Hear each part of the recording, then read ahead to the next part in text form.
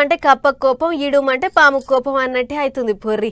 తెలంగాణలో ఎక్కడ లేని చిత్రమైన రాజకీయం అంతా జగిత్యాలే నడుస్తుంది. ఇప్పుడు ఎమ్మెల్యేకు మాజీ ఎమ్మెల్యేకు నడుమ పంచాది చేయబట్టి జగిత్యాలలో మున్సిపాలిటీ ఎన్నికల ఫలితం ఏమవుతుందో ఏమోనని అందరూ అటు దిక్కే చూస్తుర్రు. అందులో ఇంకా గమ్మత్ ఏంటిదంటే ఇక చూడుర్రి, తగ్గేదేలే అంటుడు పెద్ద మనిషి.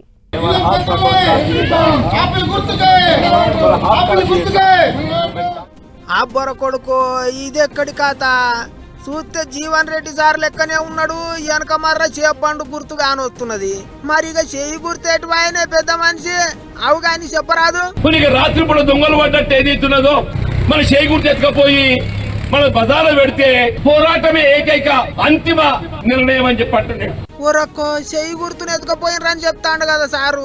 అందుకే 40 ఏండ్ల సంధి వేసుకున్న కండువా తీసిండు, 40 ఏండ్ల సంధి మోసిన గుర్తును పక్కకు పెట్టిండు. నీలం రంగు కండువా వేసుకొని ప్రచారం చేస్తుండు. అట్లా ఆఖరికి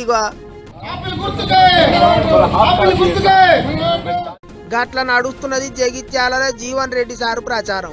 ఎక్కడికి పోయినా సరే ఒక్కటే మాట చెప్తాండు, ఏందంటే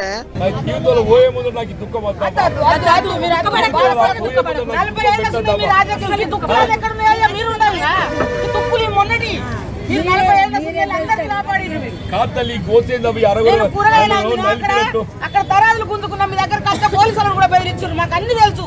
అయ్యో ఆఖరికి కండ్ల నీళ్లు కూడా పెట్టుకుంటూ పెద్ద మనిషి. వెనకటి సంధి పార్టీ జెండాలు మోసిన తనోళ్లకు చెయ్యి పార్టీ వాళ్ళు టికెట్ ఇయ్యలేదని గిట్ల జీవన్ రెడ్డి సారు మస్తు బెంగటిల్తాండు. కారు పార్టీలో ఉన్నా అని ఓ దిక్కు చెప్పుకుంటేనే ఇంకో దిక్కు చెయ్యి పార్టీ సంసారంలో చిచ్చు పెడుతున్నాడని ఎమ్మెల్యే సంజయ్ కుమార్ మీద గట్టిగానే గరం అవుతుండు. ఇండిపెండెంట్ గా పోటీ చేస్తాన కార్యకర్తల తరపుకేంచి ఇంటింటికి తిరిగి ప్రచారం చేస్తాండు.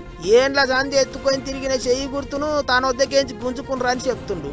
చెవురాస్తల నిలబడి పబ్లిక్ కే న్యాయం చెప్పాలి అని అడగబట్టిండు. అన్ని అవగాని జగిత్యాల నుంచి 6 సార్లు ఎమ్మెల్యేగా గెలిచిన పెద్ద మనిషి, 3 సార్ల మంత్రిగా చేసిన మనిషి, 2014 ఎలక్షన్లలో కారు పార్టీ వాళ్ళ జోరు ఎంతున్నా సరే జగిత్యాలలో చెయ్యి పార్టీ వాళ్ళ తరపుకేంచి తానొక్కడి గెలిచి చూపించిన మనిషి ఇప్పుడు గిట్ల తాను వద్దకేంచి చెయ్యి గుర్తు ఎత్తుకపోయినరని మాట్లాడుతుండేటాలకు మస్తు మంది పరిశాన్ అవుతుండ్రు.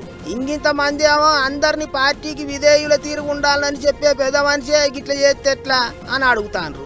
ఏమైనా జగిత్యాల రాజకీయం మాత్రం భలే చిత్రంగానే ఉన్నది. పోన్రే 13వ తారీఖున జగిత్యాల మున్సిపాలిటీలో ఎటువంటి ఫలితం వస్తుందోనని అందరు ఎదురు చూస్తాండ్రు.